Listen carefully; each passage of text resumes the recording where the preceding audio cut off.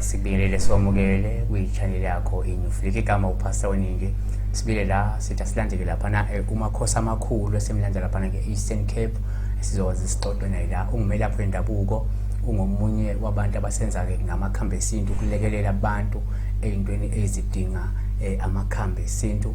Uma ufuna ukuhlola futhi uyakwazi ukuhlolele. Ziningi izinto azenzayo ukuhlola, faka phakathi ukuhlola, faka phakathi ukuthi kulekelele abantu abasifuna ukugezwa into ethile mhlawumbe ukugezwa okuthile noma ey'suke ngiyifuna amakhambi esintu ngqo yizona izinto angawathakelekele ngazo. Kodwa namhlanje nisobe sibheka la udaba lokufemba. Dokotela sikubingelele sikwamukele. Asibingelele Pastor, ninjani? No, siyaphila kuyintokozo ukuthi uyaphila. Namhlanje ngifuna sikhulume ngabo ukufemba la.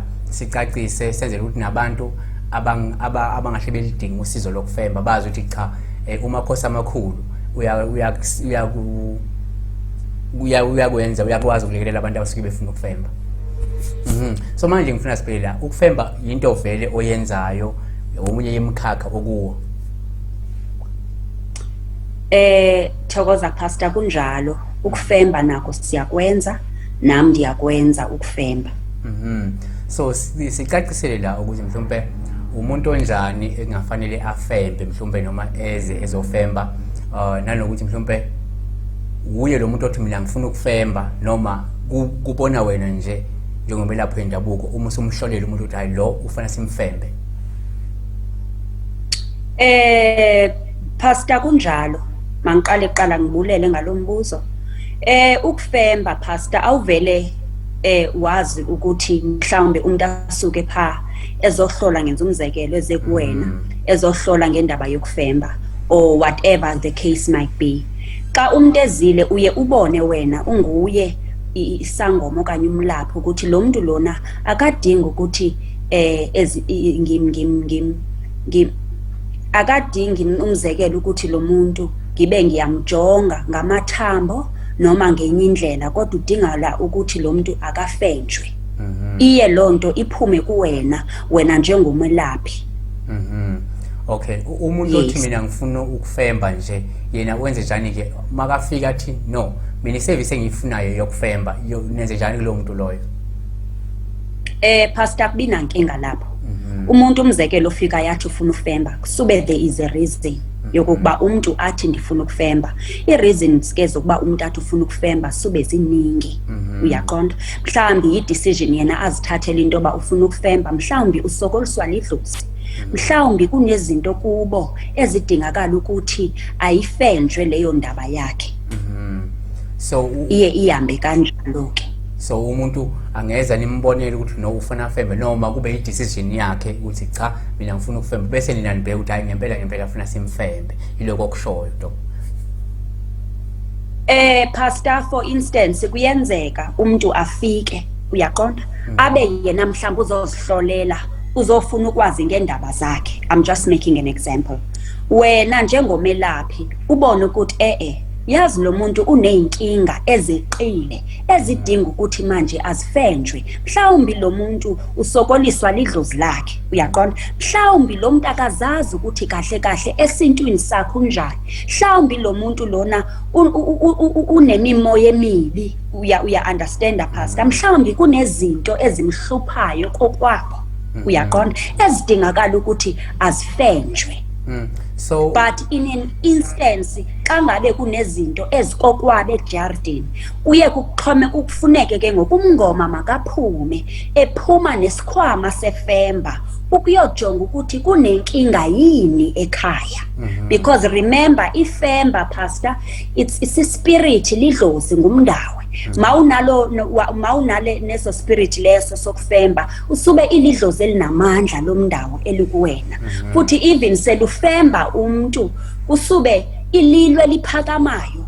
For instance uthola ukuthi ungenwe sisalukasi or instance ungenwe yindoda umkhulu onguye ofembayo, nguye ophakamayo asho ukuthi ekhuluma ngendlela yakho ukuthi lo muntu lona unenkinga kanje ngendlela yokufemba ke eye kwenziwe ngayo, ahlabe lapho ubhlungu khona uyaqonda uzawubuza kumuntu kungani usima lapho uzawuchoka sawuphakama ke indoda maybe indoda okanye yisalukasi it doesn't matter kuxhomekeke ukuthi isikhwama salomuntu kuwena sesendoda noba sesalukasi sitsho ukuthi mhlambi lo muntu uhlutshwa ngenza umzekelo zi-period pains ubuzwe kabakhona ingaba mkhulu okanye ingaba gogo kungani lo muntu udlisiwe imimoya emdaka iyaphakama ke indoda efemba okanye isalukasi sefemba sisho ukuthi mhlawumbi lo muntu unemimoya or mhlawumbi lo muntu ngenene kunezinye izinto ezingeneleleyo ezinjengemimoya emibi kuyena so umuntu umezofemba kupho ungameluleka ngayo ukuthi eze yedwa noma ekhashwe ngabantu mhlawumbe kube nabantu bakuba abamphelezelelayo pastor asibonge pastor mina ngingathi it's very important highly important actually ukuthi umuntu xa izile ezofemba there must be a member of the family be it maybe a very close friend umuntu amthembile nje if ndingayibeka kanjalo because la muntu kufanele ukuthi amlalelele la muntu naye kufanele ukuthi abuze imibuzo ebuza imibuzo kulo muntu ufembayo uyaqonda into kokubana i-questions mhlamba afuna ukuzazi ukuthi lo muntu wenza kanje I'm making an example kungani ufunani uyayi-understand if lento isedlozini different types of questions that abanganazo uyaqonda so engifuna ukubheka la ukuthi uma senimfembile umuntu asesithi mhlawumbe benemimoya noma whatever into ebimhlupha once namfemba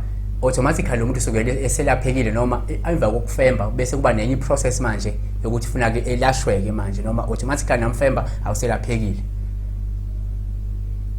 pastor umuntu mawumfembile mangabe umuntu vele uyakhona ukuthi umfembe uyakhona wena as the healer really ukufemba bekumele ukuthi the patient iyalapheka ngenza umzekelo ngokuthi ifemba liyakhuluma mos lisho ukuthi lo muntu umnikeza ukuthi uyaqonda mhlambi ithatha impande la efembe wenze kanje na kanje uyaxhomekeka uyaqonda so mangabe nyani unalo ifemba mangabe nyani kwangempela lo muntu ufembayo unalo ifemba ngokweqiniso bekumele ukuthi umuntu uyalapheka akwenzeki past umuntu angalapheki but uyaxhomekeka ukuthi mhlawumbi lo muntu indlela ngayo injani uya-understand kusenokwenzeka ukuthi uhlutshwa lidlozi I'm making an example uyayibona idlozi ebekudingakala ukuthi sometimes uthola ukuthi umuntu mosifemba pastor mangathi siyajula siyakhuluma ngalo isi-spirit esinukisayo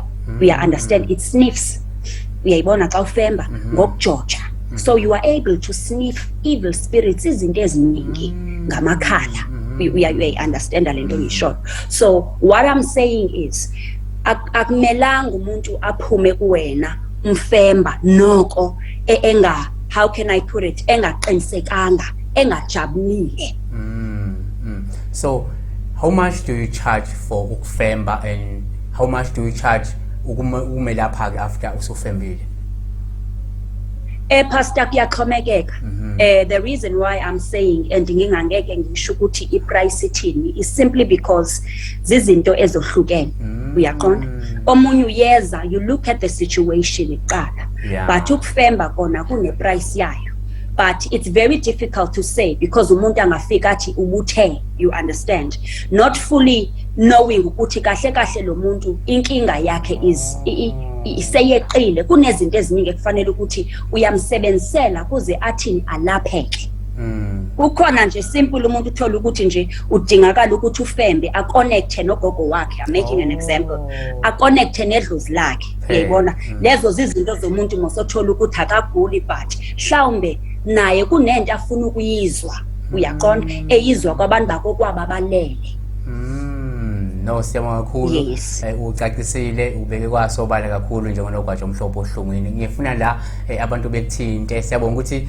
masikufuna siyakwazi ukuthola abantu abakuthinte abantu abeze kuwe ukwazi ubalekelele siyabonga kakhulu siyakwazi uphinde siqhubeke sikhulume nawe uphinde usicacisele nangezinye izinto siyabonga pastor inkosi sibonge kakhulu nakuwe mbukeli inombolo yakhe umakhosi amakhulu yona ke lo uyibona ku screen mangukuthi uyafuna ukuhlakulekelele uyawathatha inombolo la ku screen umfonele wenze appointment ukwazi ukuthi bese siyasizakala asibonge pastor siyabulela